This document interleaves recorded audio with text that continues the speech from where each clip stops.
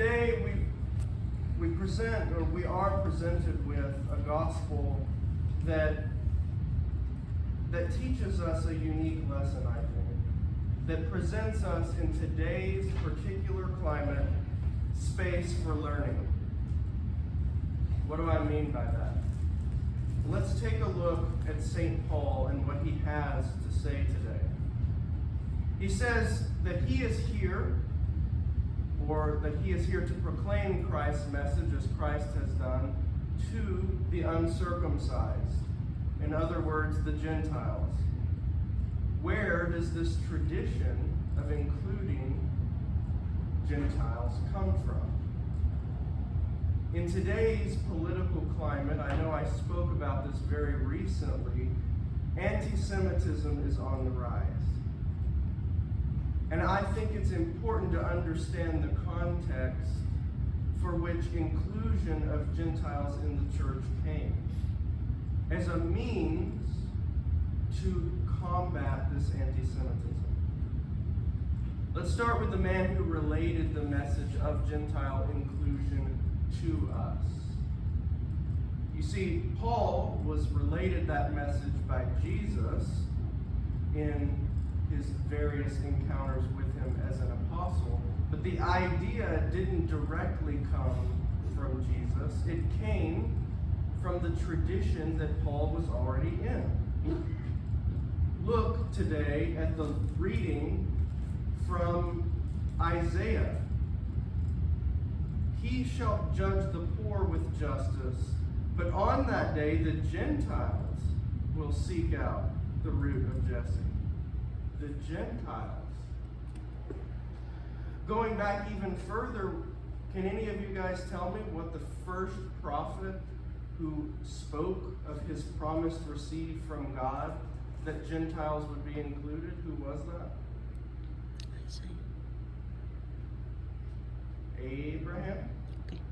Abraham. You see, when he's given the promise that his descendants will be as numerous as the stars, so too as he promised that all nations will be blessed through him. Not just the Jewish nation. All nations will find blessing through you. And you see, as Christians, we interpret that to be the sign, just like Paul did, that Jesus was coming as the fulfillment of that promise. But it's a Jewish promise. Without Judaism, without Jewish scripture, Paul would understand nothing of the significance of Jesus, nor would we. In the early church, there were Christians who said, let's put aside the Hebrew Bible. We don't need it. But the church came to an agreement and understanding that that's not possible. Because without the Hebrew Bible, the Old Testament, we cannot come to fully understand the significance of the birth, the life, the death, and the resurrection of Jesus. They're so intertwined that to pull them apart is to lose the root.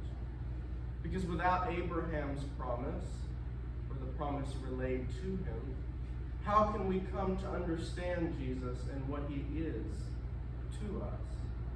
The word Emmanuel, showing up in today's hymn, means God with us, but that tradition of even using that word is a Jewish one. It's used in the Hebrew Bible. Isaiah's promises we see today are ones that are rooted in Jewish understanding. They're rooted in the Hebrew scriptures, and they're rooted in the most common commandment found in the Hebrew Bible. This is a good trivia question to use at Christmas. But what do you guys think is the most common, the most commanded commandment in the Hebrew Bible?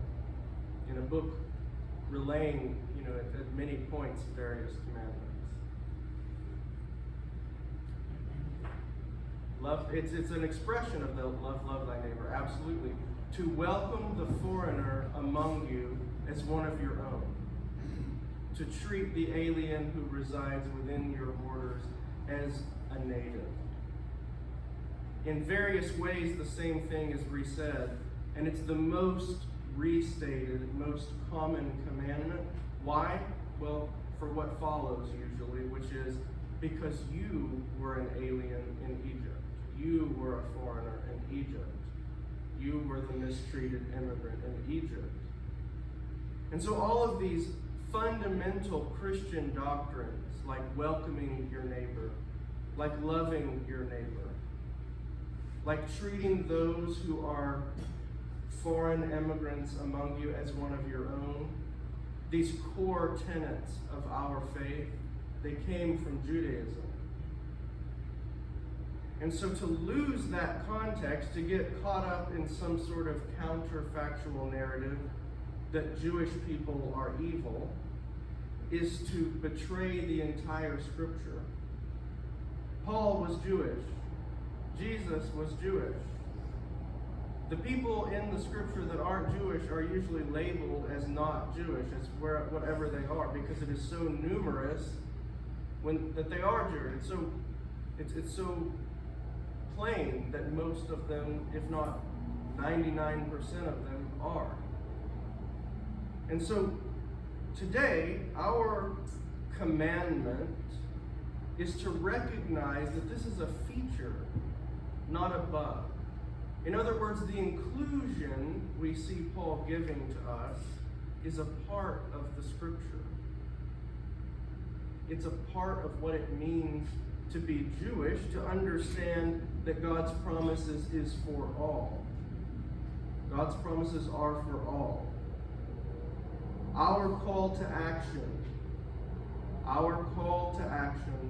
is to understand context so that we don't get caught up in maligning people, a group of people that without we would not have an Advent candle. If it were not for the Jewish people, we would not be in a church today. That's not to say we are in any way superior. It's rather to say we have to honor our heritage. And if we forget that, we forget the basis of our entire faith.